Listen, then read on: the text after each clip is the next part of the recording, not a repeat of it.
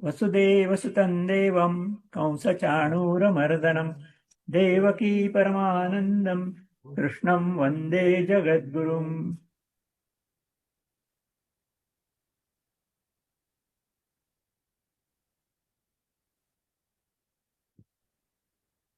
पुढे आता 6वा श्लोक आहे.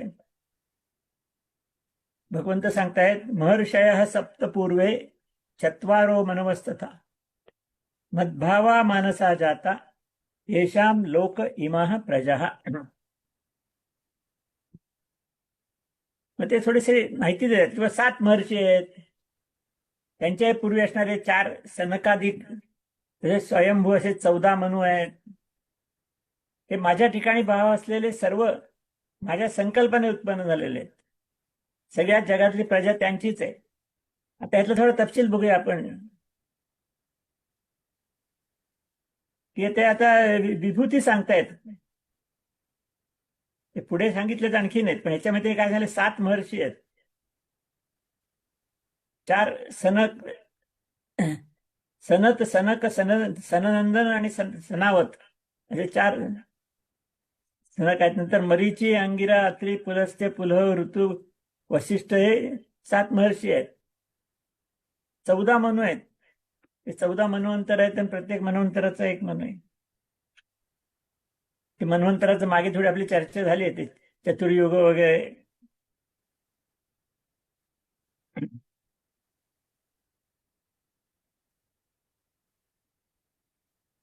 तसे सगळे जे आहेत हे सगळ्यांचं वर्णन भगवंतांनी केलंय. हे कसे मूळ पुरुष नाही पण मूळ व्यक्ती म्हणतात या सगळे, की पूर्वी हे होतं, यातनं सगळं ब्रह्मांड निर्माण झालेलं आहे. जे 7 महर्षी, 4 सनकादिक, तसेच 14 मनु,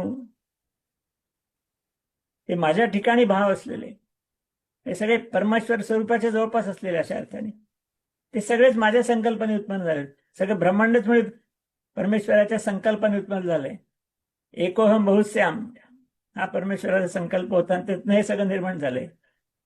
त्या म्हणून भगवंत सांगतात, सगळ्या जगातली प्रजा ही त्यांचीच आहे आणि सगळे माझ्या संकल्पाने निर्माण झालेत, हे भगवंतांना सांगायचे.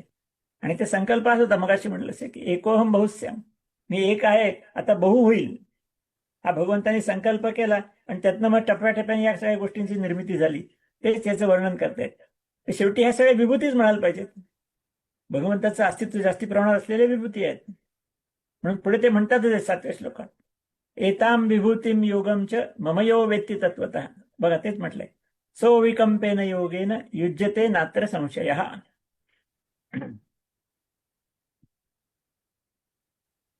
भगवंताच्या विभूतींना आणि योगाला, विभूतीम योगमच, विभूतींच योगमच, मम माझ्या, म्हणजे माझ्या विभूतींना माझ्या योगाला तत्वता जाणणार आहे.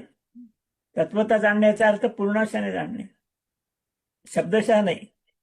शब्दाचे अर्थ सोपे असतात, ते कळतात, पण त्यातलं तत्व कळलं पाहिजे मागे, म्हणून तत्वशः म्हणतात. बऱ्याच ठिकाणी भगवंताने सुद्धा वापरलंय तत्वशः. म्हणजे मग काय याच्यातनं कळतं की संपूर्ण दृश्य संसार जो आहे, हे सगळं ब्रह्मांड, ही भगवंतांची माया आहे. आणि एक भगवंत वासुदेवच सर्वत्र आहे. आणि हे सगळं जो जाणतो म्हणजे त्याची अनुभूती येते त्याला, तो भक्तियोगाने युक्त होतो असं म्हणतात. सो विकंपेन योगेन युज्यते नात्र संशय, की तो भक्तियोगाने युक्त होतो, यात काही शंका नाही. म्हणजे परमेश्वर रूप विभूतींना आणि योगशास्त्राला, योगशक्तीला, योगाला म्हणजे योगशक्तीला, योगशक्ती म्हणजे माया, या सगळ्यांना तत्वरूपाने जाणणारे जे ते भक्ती योगाने युक्त होतात. आणि साहजिकच त्यामुळे ते परमात्मा स्वरूपाला जाऊन मिळण्याच्या योग्यतेला होतात. 8वा श्लोक आहे आता, अहम सर्वस्य प्रभवो मत्तः सर्वं प्रवर्तते इति मत्वा भजन्ते माम बुधा भाव समन्विताः. प्रत्यक्ष भगवानच वर्णन करताय की मीच सगळ्या जगाच्या उत्पत्तीचं कारण आहे. अहम सर्वस्य प्रभव, हा प्रभव म्हणजे उत्पत्तीचं कारण. मी सगळ्या जगाच्या उत्पत्तीचं कारण आहे आणि माझ्यामुळे सगळं जे क्रियाशील होत आहे, म्हणजे कर्म करते आणि क्रिया होते, त्या ठिकाणी शक्ती असते. विज्ञानाचा सिद्धांत आहे, नथिंग वर्क्स विदाउट एनर्जी. एक शक्तीशिवाय काही होत नाही. मग सगळ्या जगामध्ये सगळ्याच क्रिया चाललेल्या आहेत. सगळ्या क्रियांच्या मागे असलेली प्रेरक शक्ती आहे ती शक्ती भगवंताची आहे. म्हणून ते म्हणतात या माझ्यामुळे सगळं जग क्रियाशील होते असं ते म्हणतात. आणि मग हे सगळं जाणून श्रद्धा आणि भक्तीने युक्त असलेले बुद्धिमान भक्त म्हणजे बुद्धी येत नाही की हे सगळं परमात्म्याने निर्माण केलंय, तो सगळं हे चालवते, तेव्हा तोच आहे सर्वभूती परमेश्वर. आणि मग ते त्यामुळे असे भक्त मलाच नेहमी भजतात, म्हणजे माझं नेहमी भजन करतात, म्हणजे माझ्या कडे येण्याच्या दृष्टीने साधना करतात असं भगवंतांनी या ठिकाणी सांगितलंय. सृष्टीच्या निर्मितीमध्ये मूळ कारण भगवंत आहे, हेच तरी म्हटलं सगळ्या उत्पत्तीचं कारण आहे. पण तात्कालिक कारण निराळ असतं. तर झाडाची उत्पत्ती जे का बीज जमिनीत लावलं की झाड निर्माण होतं, म्हणजे तात्कालिक कारण झालं. मूळ कारण भगवंत आहे. म्हणून पतंजलीचं सूत्र सुद्धा आहे बघा, 4थ्या पादातलं आहे, निमित्तम अप्रयोजकम प्रकृतीनाम वर्णभेदस्तु तथा क्षेत्रिकवत. पाणी वाहतच असतं, शेतकरी फक्त त्याला बाण घालून त्याला दिशा देतो, त्यामुळे ते सगळं निमित्त कारण आहे त्याचं, आणि मूळ कारण भगवंत आहे. असं आहे भगवंतानी स्वतः सगळ्या ब्रह्मांडाबद्दल सांगितलंय.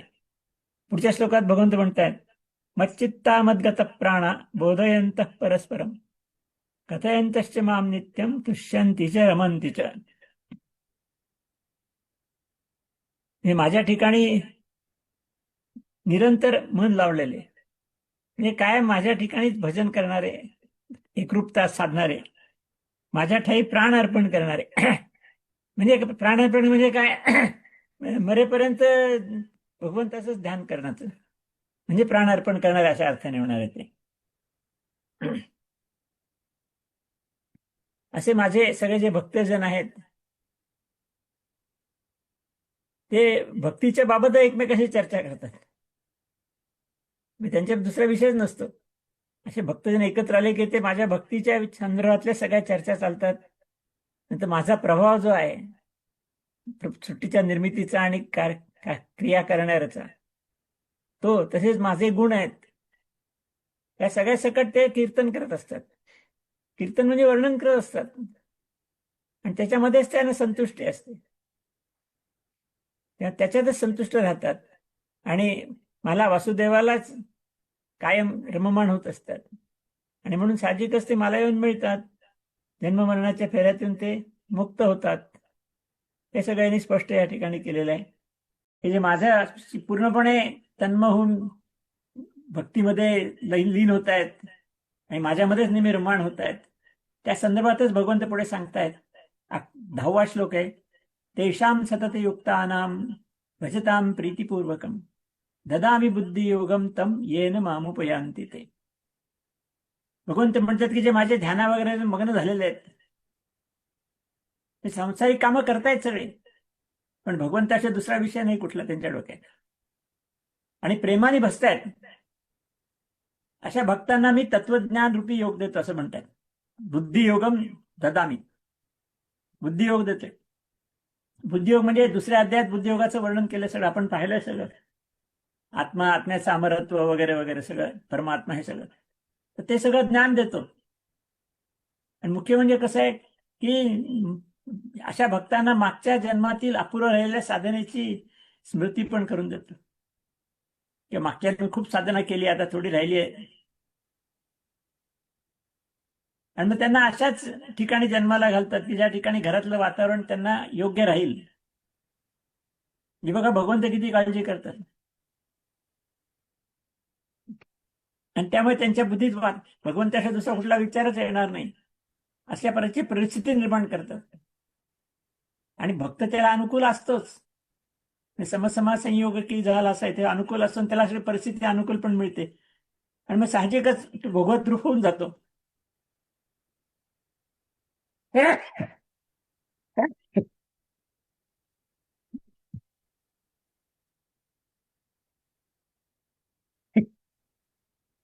अकरावा श्लोक आहे आता, तेषामैवानुकंपार्थम अहम अज्ञानजम तमः नाशयाम्यात्मभावस्थो ज्ञानदीपेन भास्वता. त्यांच्यावर कृपा करण्यासाठी त्यांच्या अंतःकरणातलं मी आहेच, म्हणजे भगवंत ते प्रत्येकाच्या अंतःकरणात आहेच, त्या त्यांच्या अंतःकरणात जो मी आहे तोच त्यांचा जो अज्ञानाने उत्पन्न झाला अहंकार आहे, अंधकार आहे, तो प्रकाशमय तत्वज्ञान रूपाने दिव्याने मी नाहीसा करतो. म्हणजे त्यांना बुद्धियोग देतो, म्हणजे तत्वज्ञान देतो सगळं. आणि त्या तत्वज्ञानाने त्यांच्या मनातला असं अज्ञानाचा अहंकार असतो, अज्ञानाचा अहंकार असतो, अंधकार, तो सगळा नाहीसा करतो. म्हणजे भगवंत सगळं करतात बघा, त्याची फक्त अनुकूलता पाहिजे. भगवंताशी तो एकरूप होण्याच्या दृष्टीने तो तयार झाला पाहिजे आणि त्याप्रमाणे ती साधना झाली पाहिजे. बाकी परिस्थिती अनुकूल करून द्यायचं काम भगवंत करतात, असं ते स्वतःच या ठिकाणी म्हणतात. ते ठीक आहे, आपण थांबूया या ठिकाणी. हरिओम.